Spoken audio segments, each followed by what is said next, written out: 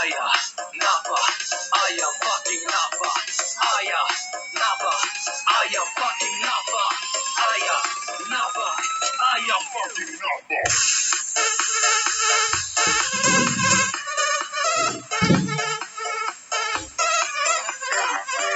Is this thing on? Welcome back to Big Mouth and fancy seeing you here in Jew.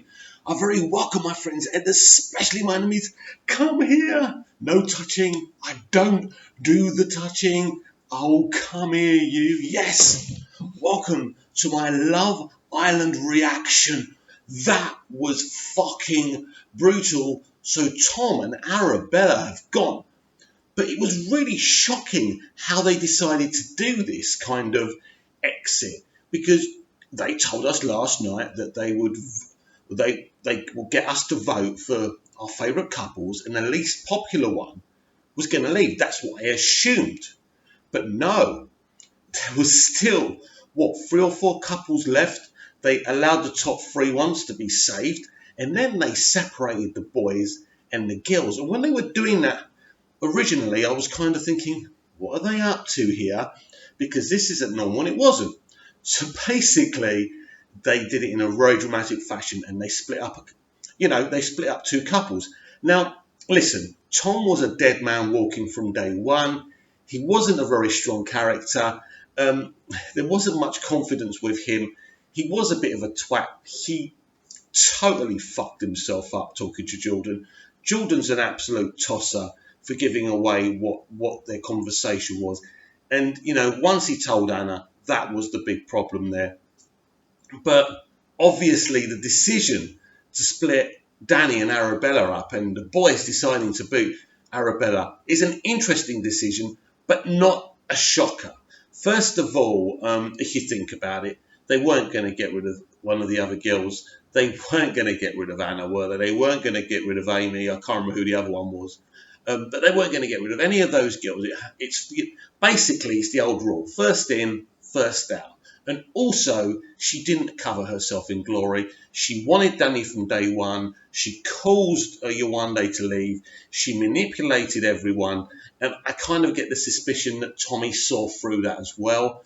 And just imagine, Arabella, if you chose Anton, right, you may still be there, because Lucy's survived tonight as a couple because Anton is definitely the most popular individual person on this show. Everyone I talk to loves Anton. Yeah, all the rest have got fans, but this guy, if this was Big Brother, he will be winning this year. He's got everything you need to win a reality show. So I'm really happy, really emotional, but this is how you produce reality TV, with twists.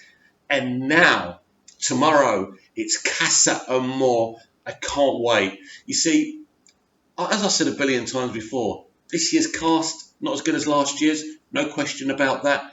But good reality TV producers can still keep their audience entertained.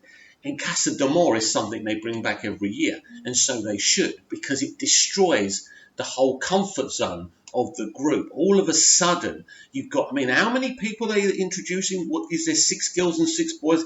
There's quite a few. And so it's going to be very, very interesting. Now, I can't remember exactly how they set Casa Amor last year. Wasn't it just the case? What do? They send a bunch of new girls or boys or whatever into the villa. Then the other half, right, go to Casa Amor. And then the temptations begin. Very, very interesting. And I don't know how long it lasts for. It's about 2 or 3 days, isn't it? So look, I'm really, really excited to see what shit gets stirred there. Who are the strong ones? Who are the weak ones? It's going to be very, very exciting. In terms with the dispute with Tom and Maura, basically it was basically the girls who convinced Maura to dump him. Why? Well, I wonder why. There's a competition to win 50 grand and you can knock one of your opponents out. It wasn't about giving her good advice. They're just a bunch of bitches. Yeah, Molly-Mae was a classic. Well, you have had 2 arguments. Wow, 2 fucking arguments, Miles. Oh my God, but the most boringest fucking part of tonight's episode was Molly-Mae's and Tommy's date on the horses. Oh my God, did you see her fake laughing? Look, I've got nothing against her, I've told you this before, but at the end of the day, right, when you're chatting to a bird in a nightclub and she's joking, right? And you just go, I can't wait to get your knickers down, I can't wait to get your boobs out. That's how Molly May was. I can't wait to give you a hand job tonight, she's just such a fraud, but I don't dislike her or anything. She's a sweet girl, and she's going to do really well for herself. She was already a successful influencer. Now, this is why I don't like it, because she's already got a load of followers and stuff. They could have brought someone in a bit more deserving. That was my issue with Tommy. He's, Tyson Fury's brother. I think that's an unfair advantage, and I kind of was taking that out on him personally when I was talking about him. Tommy's actually grown on me. I don't think him and Molly May are a great couple.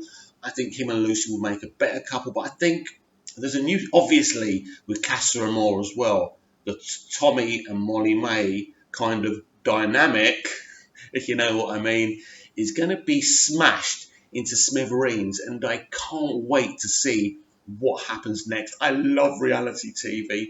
That's why I love being on a reality show myself. I enjoyed it, and as a young guy, I loved Big Brother, and I used to imagine myself being on Big Brother, coming out winning it. So when I actually won a reality show out here in Iron Apple, it was just a dream come true. And even ever since then, I'm upset. I mean, really sad that Big Brother went, but it's great to get into Love Island and really enjoy it, because it is great reality TV. But I want to know what you think down below. What do you think of tonight's episode? Do you agree with me? Were you happy with who got voted out? Personally, right, I can absolutely live with Arabella and Tom. Tom was boring. Sorry, lad. I'm sure you're a great lad. I'm sure I could go down the pub with you, but we're not going to miss you from this process. And again, with Arabella, what was that shit she was saying to Maura?